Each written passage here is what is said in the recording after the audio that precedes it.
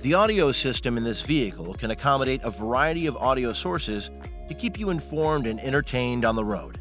Here's how to make it work. Press the button in the upper left corner of the color touchscreen to turn the system on. Press and hold that button to turn it back off.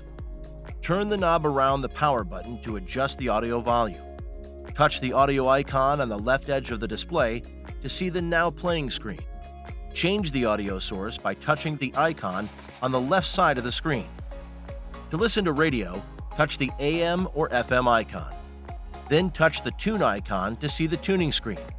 You can enter a station's frequency using the keypad. If you want to save the station as a favorite, touch and hold the frequency number. Touch the audio icon to return to the Now Playing screen. Favorites will appear along the bottom of the Now Playing screen. SiriusXM subscribers can touch that icon to engage the SiriusXM Now Playing screen. Touch the Channel Up or Channel Down icon to open the SiriusXM channel list. Or touch the Tune icon to enter a channel number directly with the keypad. See the vehicle's owner's manual for even more details.